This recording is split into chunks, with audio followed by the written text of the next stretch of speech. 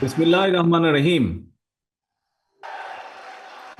বাংলাদেশ জাতীয়তাবাদী স্বেচ্ছাসেবক দলের ৪৫তম প্রতিষ্ঠা বার্ষিকী উপলক্ষে আয়োজিত আজকের এই আলোচনা সভার সম্মানিত সভাপতি জনাব এস এম জিলানী, অনুষ্ঠানের মঞ্চে উপস্থিত বাংলাদেশ জাতীয়তাবাদী দল বিএনপি জাতীয় স্থায়ী কমিটির সম্মানিত সদস্যবৃন্দ, উপস্থিত বিএনপির কেন্দ্রীয় এবং অঙ্গ ও সহযোগী সংগঠনের বিভিন্ন পর্যায়ের নেতৃবৃন্দ, উপস্থিত গণ অভ্যুত্থানের শহীদ পরিবারের সম্মানিত সদস্যগণ এবং সমাবেশে অংশগ্রহণকারী স্বেচ্ছাসেবক দলের প্রিয় সহকর্মীবৃন্দ, আসসালামু আলাইকুম। 2024-এর গণ অভ্যুত্থানে শহীদ পরিবারের সম্মানিত সদস্য সহ আপনারা এতক্ষণ যারা বক্তব্য রেখেছেন, আপনাদের বক্তব্যে ফ্যাসিবাদের বিরোধী আন্দোলনে বিএনপি সহ সকল গণতান্ত্রিক রাজনৈতিক দলগুলোর পাশাপাশি 2024 সালের গণ অভ্যুত্থানে জাতীয়তাবাদী স্বেচ্ছাসেবক দলের ভূমিকা এবং দেশের চলমান রাজনৈতিক পরিস্থিতির চিত্র উঠে এসেছে। প্রিয় সহকর্মীবৃন্দ, মানবিকতা, ত্যাগ, সামাজিক দায়বদ্ধতা থেকে স্বেচ্ছাশ্রমের অনুপ্রেরণা এবং অঙ্গীকার নিয়ে 1980 সালের এই দিন থেকেই জাতীয়তাবাদী স্বেচ্ছাসেবক দলের পথ চলা শুরু হয়েছে। আমরা দেখেছি প্রতিষ্ঠার পর থেকেই বিভিন্ন সময় বিভিন্ন পরিস্থিতিতে স্বেচ্ছাশ্রমের ভিত্তিতে, সেটি পরিষ্কার পরিচ্ছন্নতা অভিযানই হোক, সেটি প্রাকৃতিক দুর্যোগে মানুষের পাশে দাঁড়ানোই হোক, সেটি কোভিডের সময় বিপন্ন মানুষের দিকে সাহায্যের হাত বাড়ানোই হোক, বিভিন্ন সামাজিক কর্মসূচি স্বেচ্ছাসেবক দল পালন করেছে, পালন করে চলছে। শুধু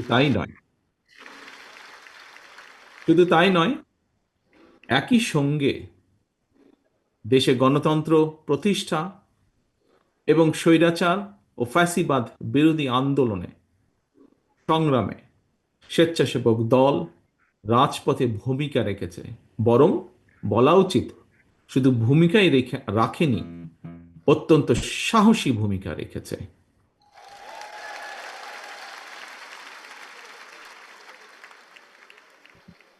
শুধুমাত্র 2024-এর গণ অভ্যুত্থানেই স্বেচ্ছাসেবক দলের 24 জন সহকর্মীকে আমরা হারিয়েছি। 24 জন সহকর্মী শহীদ হয়েছেন, আহত হয়েছেন আরো বহু। প্রিয় সহকর্মীবৃন্দ, 1.5 দশকের ফ্যাসিবাদ বিরোধী আন্দোলন চলাকালীন সময়ে আমরা স্বেচ্ছাসেবক দলের সভাপতি, সাহসী নেতা মরহুম শফিউল বারী বাবু সহ অনেক সহকর্মীকে আমরা হারিয়েছি। অনেক সহকর্মী বিভিন্নভাবে শারীরিকভাবে ক্ষতিগ্রস্তের শিকার হয়েছেন। আমি আল্লাহর দরবারে শহীদদের আত্মার মাগফিরাত কামনা করছি। যারা বিভিন্নভাবে শারীরিকভাবে ক্ষতিগ্রস্ত হয়েছেন, অসুস্থ হয়েছেন, তাদের সুস্থতা কামনা করছি। প্রিয় উপস্থিতি, সম্মানিত নেতৃবৃন্দ, প্রিয় সহকর্মীবৃন্দ, আমার বিশ্বাস এবং দায়িত্বের জায়গা থেকে আমি প্রায় বলে থাকি একটি কথা। বিভিন্ন বক্তব্যে আমি সেই কথাটি তুলে ধরার চেষ্টা করেছি। 1971 সালে 71 সাল ছিল বাংলাদেশের স্বাধীনতা অর্জনের যুদ্ধ। 2024 সাল 1971 সালে সেই স্বাধীনতা যাতে আমরা অর্জন করেছি, সেই স্বাধীনতা রক্ষার যুদ্ধ ছিল 2024 সাল।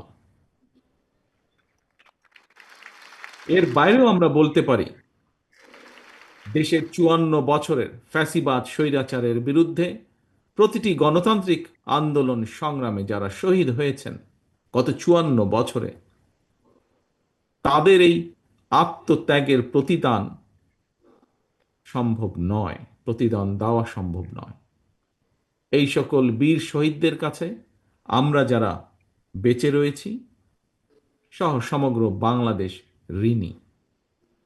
হাজারো শহীদদের আত্মত্যাগের বিনিময়ে ইতিহাসের নৃশংসতম এক ফ্যাসিস্টের পতন এবং পলায়নের পর এখন ফ্যাসিবাদ বিরোধী গণতান্ত্রিক শক্তির নিজেদের মধ্যে নিত্য নতুন ইস্যু নিয়ে অহেতুক বিতর্কে লিপ্ত হওয়া শহীদদের আত্মত্যাগের প্রতি অবমাননার শামিল বলে একজন রাজনৈতিক কর্মী হিসাবে আমি মনে করি। বরং সকল শহীদদের কাঙ্ক্ষিত ইনসাফ ভিত্তিক একটি গণতান্ত্রিক বাংলাদেশ প্রতিষ্ঠার মাধ্যমে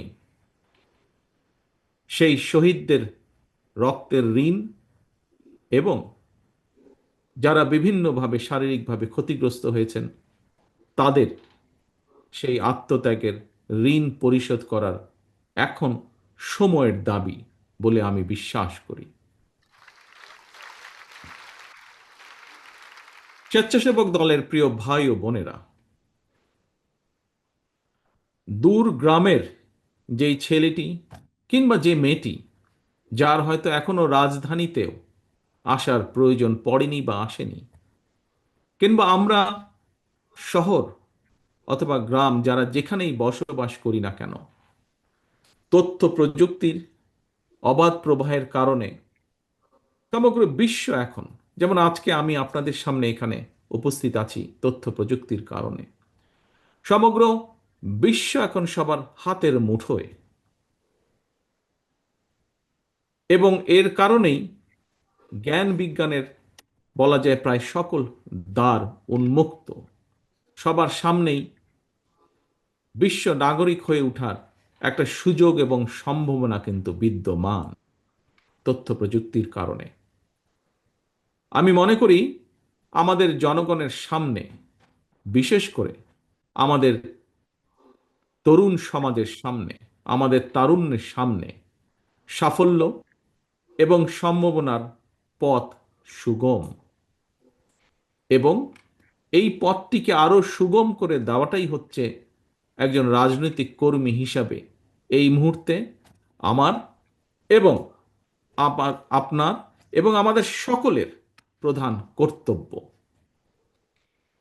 প্রিয় সহকর্মীবৃন্দ, প্রতিটি মা, প্রতিটি বাবা তার সন্তান স্বজনের জন্য একটি নিশ্চিন্ত নিরাপদ ভবিষ্যৎ দেখতে চান, রেখে যেতে চান। প্রতিটি বাবা বা মায়ের চাওয়া পাওয়া কিংবা প্রত্যাশা পূরণের লক্ষ্য নিয়েই আমাদের প্রিয় দল বাংলাদেশ জাতীয়তাবাদী দল আগামী দিনের সকল রাজনৈতিক পরিকল্পনা এবং কর্মসূচি গ্রহণ করছি বা পরিকল্পনা সাজাচ্ছি আমরা। কারণ বিএনপি মনে করে বর্তমান এবং ভবিষ্যৎ প্রজন্মের সামনে একটি নিরাপদ ভবিষ্যৎ নিশ্চিত করতে চাইলে অবশ্যই আমাদেরকে প্রচলিত ধারার রাজনীতি থেকে বেরিয়ে আসতে হবে। এখানে একজন বক্তা উল্লেখ করেছেন প্রতিশোধ, প্রতিহিংসা। ইয়েস, প্রতিরোধ, প্রতিহিংসা কিংবা কথামালার রাজনীতির পরিবর্তে বাস্তবধর্মী পরিকল্পনা গ্রহণ এবং বাস্তবায়নের মাধ্যমে প্রচলিত রাজনীতির ধারার গুণগত পরিবর্তন ঘটাতে হবে। প্রিয় সহকর্মীবৃন্দ, বর্তমানে সমগ্র বিশ্ব আর্টিফিশিয়াল ইন্টেলিজেন্সের যুগে প্রবেশ করছে। সময়ের চ্যালেঞ্জ মোকাবেলায় কিন্তু আমাদের পিছিয়ে থাকার কোনো রকম সুযোগ নেই। এই সময়ের চাহিদার দিকে লক্ষ্য রেখে বিএনপি ইতিমধ্যেই বিভিন্ন সেক্টরে বিভিন্ন সেক্টরকে চিহ্নিত করে সুনির্দিষ্ট এবং সুচিন্তিত পরিকল্পনা বা পলিসি নির্ধারণ করছে। শিক্ষার্থীরা স্কুল, কলেজ কিংবা বিশ্ববিদ্যালয়ে পড়াশোনা শেষ করার পর অথবা একাডেমিক শিক্ষার যে কোনো পর্যায়ে বিভিন্ন কারণে, পারিবারিক বা সামাজিক বিভিন্ন কারণে, আমাদের দেশে যেটা অনেক ক্ষেত্রেই হয়ে থাকে, কোনো কারণে ড্রপ আউট হলে একজন শিক্ষার্থীকে আর যাতে বেকার জীবন কাটাতে না হয় অথবা বেকারের অভিশাপের মধ্যে বেশি দিন কাটাতে না হয়, সেই পরিকল্পনাকে সামনে রেখেই শিক্ষা কারিকুলামে স্কুল পর্যায় থেকে বিশ্ববিদ্যালয় পর্যায় পর্যন্ত অন্তত একাডেমিক স্টাডির পাশাপাশি ব্যবহারিক এবং কারিগরি শিক্ষা অন্তর্ভুক্ত করার পরিকল্পনা বা সিদ্ধান্ত আমরা গ্রহণ করেছি বিএনপির পরিকল্পনার মধ্যে। বর্তমান এবং ভবিষ্যৎ প্রজন্মকে আজ এবং আগামী দিনের প্রতিযোগিতায় যোগ্যতম হিসাবে গড়ে তোলার লক্ষ্যে বিএনপির উদ্যোগে ইতিমধ্যেই একটি শিক্ষা বিশেষজ্ঞ টিম শিক্ষা কারিকুলাম আধুনিক বা মডার্নাইজ এর প্রস্তাব এবং পদ্ধতি নিয়ে কাজ করছে। এই টিমের মধ্যে আমাদের দলের যারা এই ব্যাপারে এক্সপার্ট তারা যেমন আছেন, একইভাবে এ ব্যাপারে বেশ কয়েকজন বিশেষজ্ঞ কাজ করছেন যারা হয়তো আমাদের দলের সদস্যও নন, কিন্তু তারা দেশের জন্য কন্ট্রিবিউট করতে চান, এরকম মানুষও কাজ করছেন। স্বেচ্ছাসেবক দলের প্রিয় ভাই ও বোনেরা, ধর্মীয় সামাজিক মূল্যবোধ, মানবিক মূল্যবোধ সম্পন্ন ভবিষ্যৎ প্রজন্ম গড়ে তোলার পাশাপাশি বর্তমান প্রজন্মের স্বাচ্ছন্দ্যময় জীবন নিশ্চিত করার জন্য বিএনপি নির্দিষ্ট কর্ম পরিকল্পনা এবং নীতি আমরা গ্রহণ করার চেষ্টা করছি বিএনপির মাধ্যমে বা আমাদের টিমগুলোর মাধ্যমে। আপনারা অনেকেই এর মধ্যে আপনারা অনেকেই কিন্তু এর মধ্যে দেখেছেন, জেনেছেন, কোনো কোনো ক্ষেত্রে আপনারা সেখানে ছিলেন, উপস্থিত ছিলেন ফিজিক্যালি আপনারা। সেটি হচ্ছে দেশের প্রায় অনেকগুলো জেলাতে, বিভাগ পর্যায়ে হোক, জেলা পর্যায়ে হোক, তারপরে তারুণ্যের সমাবেশ হোক, জাতীয়তাবাদী ছাত্রদলের কয়েকদিন আগে যেই সমাবেশ ছিল সেখানে হোক, যুবদলের বেশ কিছু সমাবেশে আমি দেশের বর্তমান ভবিষ্যৎ প্রজন্মের জন্য একটি কল্যাণ রাষ্ট্র বিনির্মাণের লক্ষ্যে বিএনপির নেওয়া অনেকগুলো কর্মপরিকল্পনা আমি তুলে ধরেছি এবং বিভিন্ন জায়গায় আমাদের যে টিম যারা 31 দফা সহ বিভিন্ন কিছু ক্ষেত্রে নজরুল ভাই ওনার বক্তব্যে তুলে ধরেছেন, এই টিমগুলো বিভিন্নভাবে বক্তব্য তুলে ধরেছেন বা তুলে ধরেছে বিভিন্ন এই অনুষ্ঠানগুলোতে। আমরা বলেছি বিএনপির আগামী দিনের নীতি বা রাজনীতি হবে জনগণের জীবন মান উন্নয়নের রাজনীতি। সেটি দেশের ভিতরে হোক, সেটি দেশের ভেতরে হোক, বিদেশে হোক, যাতে কর্মসংস্থান সৃষ্টি করা যায়। এবং শুধু কর্মসংস্থান সৃষ্টি নয়, আমাদের আরেকটি মূল লক্ষ্য বা টার্গেট থাকবে নিরাপদ কর্ম পরিবেশ সৃষ্টি করা। এটিই হবে আমাদের রাজনীতি। বিএনপির বিএনপির নেওয়া সকল পরিকল্পনা বাস্তবায়নের ক্ষেত্রে খুব সম্ভব নজরুল ভাই তার বক্তব্যে এই কথাটি বলেছেন, ওনার সাথে একই সাথে সুর করে আমিও বলতে চাই, জাতীয়তাবাদী স্বেচ্ছাসেবক দলের নেতাকর্মীদের ভূমিকা আগামী দিনে বাংলাদেশে আরো গুরুত্বপূর্ণ হয়ে উঠবে। এই পরিকল্পনাগুলোকে আমরা আল্লাহর রহমতে সরকার গঠন করলে এই পরিকল্পনাগুলোকে বাস্তবায়ন করার ক্ষেত্রে, কারণ বিশ্বের সার্বিক অগ্রগতির সঙ্গে মানুষের অধিকার এবং চাহিদার একটা কিন্তু ব্যাপ্তি ঘটেছে, চেঞ্জ ঘটেছে। আগে আমরা বলতাম অন্ন, বস্ত্র, বাসস্থান, শিক্ষা বা চিকিৎসা। এখন আর শুধু অন্ন, বস্ত্র, বাসস্থান, শিক্ষা কিংবা চিকিৎসা এই কয়টি শুধু মানুষের মৌলিক অধিকার নয়, বরং এর সাথে অর্থনৈতিক সচ্ছলতা এই নিশ্চিতের পাশাপাশি বাক স্বাধীনতা বলেন, নিরাপত্তা বলেন, জলবায়ু বলেন, পরিবেশ বলেন, এসব বিষয়গুলোকেও কিন্তু বর্তমান বিশ্বে মানুষের মৌলিক চাহিদার অংশ হিসেবে স্বীকৃতি দেওয়া হয় বা গ্রহণ করা হয়। এবং এই কারণেই বিএনপির গৃহীত কর্মসূচিগুলোর মধ্যে জলবায়ুর নেতিবাচক যে প্রভাব সেটাকে কিভাবে মোকাবেলা করা যায় এবং মোকাবেলার মাধ্যমে পরিবেশ সংরক্ষণের জন্য সুনির্দিষ্ট পরিকল্পনা আমরা গ্রহণ করছি। আমাদের টিম এই পরিকল্পনাগুলো তৈরি করছে, এই বিষয়ে যারা কাজ করছেন এই সেক্টরে। এ প্রসঙ্গে আমি কথা প্রসঙ্গে আহ, এখানে একজন বক্তা বলে গিয়েছেন, খুব সম্ভব বোধহয় আমাদের গাজীপুরে মিলন সাহেব বলেছেন ওনার বক্তব্যে, আহ, কৃষি এবং পরিবেশের উন্নয়নে আমাদের দলের প্রতিষ্ঠাতা, স্বাধীনতার ঘোষক, বাংলাদেশের প্রথম রাষ্ট্রপতি শহীদ জিয়া দেশে সবুজ বিপ্লব শুরু করেছিলেন। তিনি সারা দেশে খাল খনন কর্মসূচি করেছিলেন এবং সেই সময় রাস্তার দুই পাশে, খালের দুই পাশে হাজার হাজার গাছ লাগানো শুরু হয়েছিল।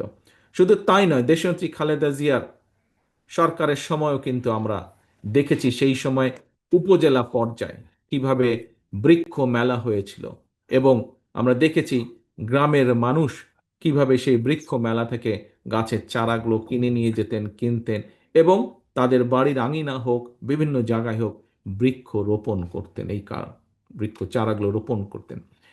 এই সব কর্মসূচি, হাজার হাজার যে গাছ লাগানো হয়েছিল, এই সব কর্মসূচিতে সেই সময় অনেক নাগরিক স্বেচ্ছাশ্রমের ভিত্তিতে অংশগ্রহণ করেছিলেন। প্রিয় সহকর্মীবৃন্দ, এই একই ধারাবাহিকতায় পরিবেশের উন্নয়নের লক্ষ্যে বিএনপি ইনশাল্লাহ আগামী দিনে জনগণের রায় আল্লাহর রহমতে সরকার গঠন করতে সক্ষম হলে আগামী 5 বছর সারা দেশে কমপক্ষে আমরা 25 কোটি গাছ লাগানোর পরিকল্পনা গ্রহণ করেছি। শুধু তাই নয়, দেশকে বন্যা বলেন, খরা বলেন, এসবের থেকে রক্ষার পাশাপাশি কৃষকদের সেচ সুবিধার জন্য, মানুষের পানির সুবিধার জন্য, পানির সুবিধা নিশ্চিত করার জন্য আমরা ইনশাল্লাহ পুনরায় খাল খনন কর্মসূচি, খাল কাটা বা খাল খনন বলুন, এই কর্মসূচি আমরা চালু করব, সিদ্ধান্ত নিয়েছি আমরা। এর কাজ এরই মধ্যে পরিকল্পনাগুলো গ্রহণ করা হচ্ছে। প্রিয় সহকর্মীবৃন্দ, বিএনপির নেওয়া এই সকল কর্মসূচি বাস্তবায়ন, বিশেষ করে পরিবেশ সংরক্ষণের ক্ষেত্রে আমি মনে করি স্বেচ্ছাসেবক দল সারা দেশে স্বেচ্ছাশ্রমের মাধ্যমে ব্যাপক ভূমিকা রাখতে সক্ষম।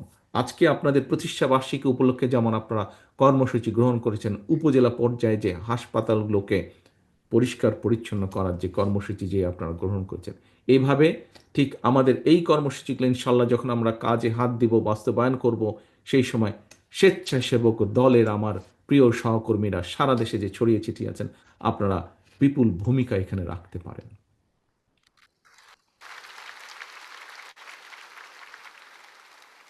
প্রিয় ভাই বোনেরা, হাজারো শহীদের রক্তের বিনিময় ফ্যাসিবাদ মুক্ত বাংলাদেশে বর্তমান অন্তর্বর্তীকালীন সরকার আগামী ফেব্রুয়ারি মাসে জাতীয় নির্বাচন অনুষ্ঠানের সম্ভাব্য সময় নির্ধারণ করেছে বা এরকম একটি ঘোষণা তারা দিয়েছেন। এই নির্বাচনের মাধ্যমে দেশের জনগণ দীর্ঘ 1.5 দশকেরও প্রায় বেশি সময় পর আমরা বিশ্বাস করি, আমরা প্রত্যাশা রাখি, আশা করি আমরা নির্ভয়ে নিরাপদে নিজেদের ভোট দিয়ে নিজেদের পছন্দের প্রার্থীকে, নিজেদের পছন্দের এজেন্ডাকে বাস্তবায়ন করে জনপ্রতিনিধিদের মাধ্যমে বাস্তবায়ন করার, নিজেদের ম্যানিফেস্টোকে বাস্তবায়ন করার সুযোগ পাবেন দেশের জনগণ। তবে নির্ধারিত সময় যা নজরুল ভাই এখানে তার বক্তব্যে উল্লেখ করেছেন, সেই কথার রেশ ধরে আমিও একটু বলতে চাই। তবে নির্ধারিত সময় নির্বাচন অনুষ্ঠান নিয়ে ফ্যাসিবাদ বিরোধী আন্দোলনে আমাদের রাজপথের সহকর্মী যোদ্ধা কোনো রাজনৈতিক দলের বা তাদের সদস্যদের বক্তব্য, মন্তব্যে গণতান্ত্রিকামী জনগণের মনে নানা জিজ্ঞাসার জন্ম দিয়েছে। আমি গণতন্ত্রের পক্ষে আজকে স্বেচ্ছাসেবক দলের প্রতিষ্ঠা বার্ষিকীর এই অনুষ্ঠান থেকে আমি গণতন্ত্রের পক্ষের শক্তির সকল রাজনৈতিক দলগুলোর তাদের নেতৃবৃন্দদের দৃষ্টি আকর্ষণ করে বলতে চাই, গণতান্ত্রিকামী রাজনৈতিক দলগুলোর মধ্যে যদি দূরত্ব তৈরি হয় বা দূরত্ব তৈরি হলে রাষ্ট্র এবং রাজনীতিতে পতিত পরাজিত পলাতক ফ্যাসিস্ট চক্রের পুনর্বাসনের পথ সহজ হয়ে উঠবে, তাদের সুযোগ তৈরি হবে। এই ব্যাপারে আমি গণতান্ত্রিক সারা দেশে গণতন্ত্র প্রিয় গণতান্ত্রিক আমি জনগণের প্রতি সজাগ এবং সতর্ক থাকার বিনীত আহ্বান জানাই। আমি বারবার একটি বিষয়ের দিকে সবার দৃষ্টি আকর্ষণ করেছি। সংবিধান কিংবা লিখিত বিধিবিধান দিয়ে কখনোই ফ্যাসিবাদ ঠেকানো যায় না। রাষ্ট্র এবং রাজনীতিতে যদি ফ্যাসিবাদ ঠেকাতে হয় তাহলে অবশ্যই জনগণকে রাজনৈতিকভাবে শক্তিশালী করার কোনোই বিকল্প নেই। সরাসরি ভোট দিয়ে জনপ্রতিনিধি নির্বাচনের অধিকার প্রয়োগের যে চর্চা, এই চর্চার মধ্যে দিয়ে রাষ্ট্র এবং রাজনীতিতে জনগণ শক্তিশালী হয়ে উঠে। জনগণ শক্তিশালী না হলে রাষ্ট্র এবং সরকার, অর্থাৎ জনগণ রাজনৈতিকভাবে যদি শক্তিশালী না হতে পারে, রাজনৈতিকভাবে যদি জনগণকে শক্তিশালী করা না যায়, তাহলে রাষ্ট্র এবং সরকার শক্তিশালী হয়ে উঠতে পারে না। গণতান্ত্রিক ব্যবস্থাপনায় রাষ্ট্র এবং রাজনীতিতে জনগণকে শক্তিশালী করা কিংবা প্রতিটি নাগরিকের রাজনৈতিক অধিকার প্রতিষ্ঠার ক্ষেত্রে নির্বাচনই হচ্ছে জনগণের সরাসরি ভোটের যে নির্বাচনী ব্যবস্থা, সেই নির্বাচনই হচ্ছে অন্যতম প্রধান মাধ্যম। সুতরাং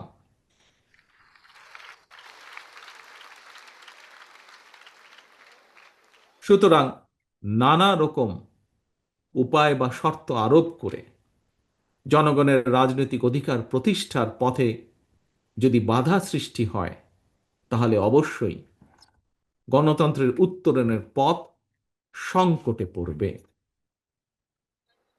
প্রিয় সহকর্মীবৃন্দ, প্রিয় সকল রাজনৈতিক দলের সহকর্মীবৃন্দ,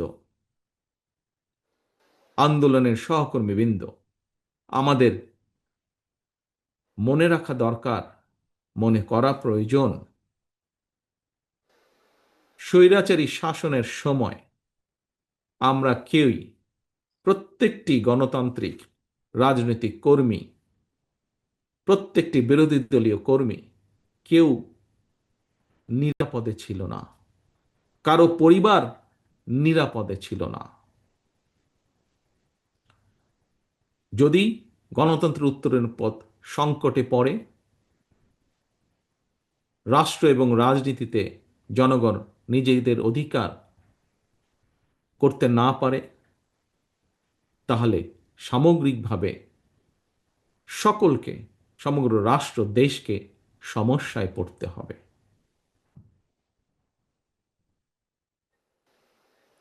প্রিয় সহকর্মীবৃন্দ, আমাদের মনে রাখা দরকার, রাষ্ট্র এবং রাজনীতিতে জনগণ নিজেদের অধিকার প্রতিষ্ঠার জন্যই ফ্যাসিবাদ বা স্বৈরাচারের অবসান ঘটিয়েছে রাজপথে নেমে আসার মাধ্যমে। 2024 সালের 5ই আগস্ট।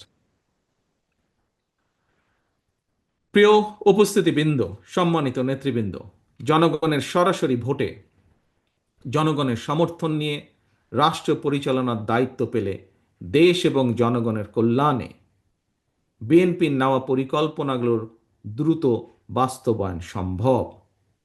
সুতরাং আসন্ন জাতীয় নির্বাচনে বা নির্বাচনকে সামনে রেখে আপনারা দেশের সর্বস্তরের জনগণের কাছে বিএনপির যে পরিকল্পনাগুলো আমি আপনাদের সামনে, নেতৃবৃন্দ আপনাদের সামনে তুলে ধরেছে, সেই পরিকল্পনাগুলো আপনারা জনগণের সামনে তুলে ধরুন। বিএনপি বিশ্বাস করে জনগণই বিএনপির সকল রাজনৈতিক ক্ষমতার উৎস। প্রিয় ভাই বোনেরা, প্রিয় সহকর্মীবৃন্দ, প্রিয় নেতৃবৃন্দ, সমগ্র দেশে ছড়িয়ে ছিটিয়ে থাকা সমগ্র দেশে শহীদরা এবং দেশনেত্রী খালেদা জিয়ার সৈনিকগণ, আসুন আমরা সকলে জনগণের সামনে দাঁড়াই, জনগণকে সাথে নিয়ে আমরা জনগণকে বলি, ভোট দিলে ধানের শীষে, দেশ গড়ব মিলেমিশে।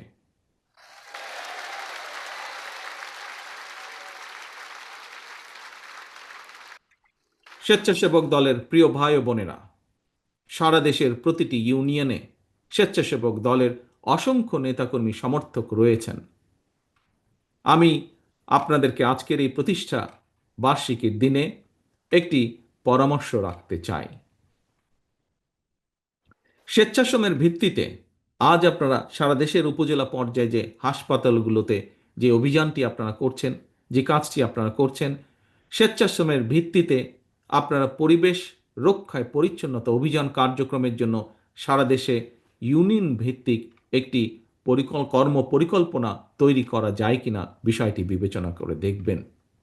আমি মনে করি একটি সুবিধাজনক সময় স্বেচ্ছাশ্রমের ভিত্তিতে সারা দেশে একযোগে পরিচ্ছন্নতা অভিযান ঘোষণা দিয়ে কার্যক্রম শুরু করলে একদিকে পরিবেশ রক্ষায় যেমন আপনারা ভূমিকা রাখতে সক্ষম হবেন, অপরদিকে প্রচলিত রাজনীতির গুণগত পরিবর্তনের ক্ষেত্রে একটি দৃষ্টান্ত স্থাপন করতেও স্বেচ্ছাসেবক দল সক্ষম হবে, যা জাতীয়তাবাদী দল বা জাতীয়তাবাদী শক্তিকে জনগণের সামনে রিপ্রেজেন্ট করবে নতুনভাবে। প্রিয় সহকর্মীবৃন্দ, অনেক লম্বা হয়ে গেছে বক্তৃতার পালা। পরিশেষে বক্তৃতা আমি শেষ করে আনতে চাই। আমি বক্তব্যের শেষে আপনাদেরকে আমি আপনাদের প্রতি আহ্বান রেখে বলবো, ফ্যাসিবাদ বিরোধী আন্দোলন করতে গিয়ে আমাদের লাখো নেতাকর্মীকে বছরের পর বছর ঘরবাড়ি ছাড়া থাকতে হয়েছে। আমাদের হাজারো নেতাকর্মীকে গুম খুন অপহরণের শিকার হতে হয়েছে। ফ্যাসিবাদ শাসনের অবসান বা স্বৈরাচার পলায়নের পরও আজও ফ্যাসিবাদ আমলের দায়ের করা মিথ্যা এবং রাজনৈতিক উদ্দেশ্য প্রণীত মামলায় এখনও আমাদের হাজার হাজার নেতাকর্মীকে আদালতের বা হাজিরা দিতে হচ্ছে। গতকালকে আমাদের কৃষক দলের সেক্রেটারি বাবুলকে জেলে যেতে হয়েছে এরকম একটি মিথ্যা মামলার কারণে। সুতরাং স্বাধীনতার ঘোষকের আদর্শের সৈনিক হিসাবে, mother of democracy Begum Khaleda জিয়ার একজন কর্মী হিসাবে, জাতীয়তাবাদী আদর্শের একজন অনুসারী হিসাবে আপনাদের প্রতি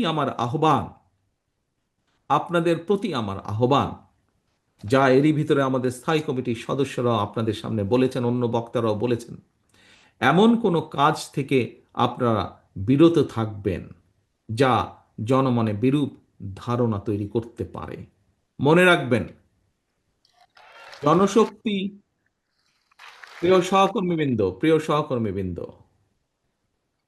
মনে রাখবেন, জনশক্তি জনবল, বিএনপির মনোবল। জনগণের কি বলেছি? জনশক্তি জনবল, বিএনপির মনোবল। জনগণের ভালোবাসায় থাকুন, জনগণকে ভালোবাসায় রাখুন। পরিশেষে প্রতিষ্ঠাবার্ষিকী উপলক্ষে জাতীয়তাবাদী স্বেচ্ছাসেবক দলের নেওয়া সকল কর্মসূচির সাফল্য কামনা করছি।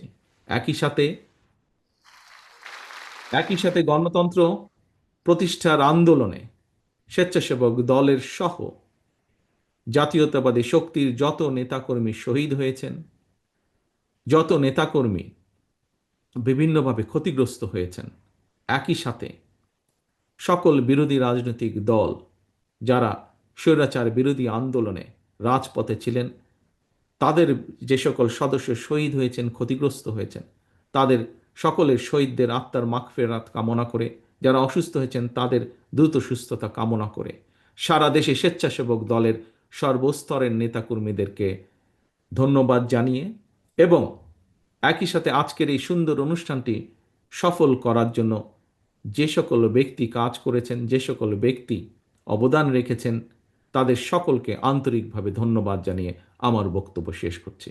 আল্লাহ হাফেজ। বাংলাদেশ জিন্দাবাদ। বাংলাদেশ জাতীয়তাবাদী দল জিন্দাবাদ। আসসালামু আলাইকুম।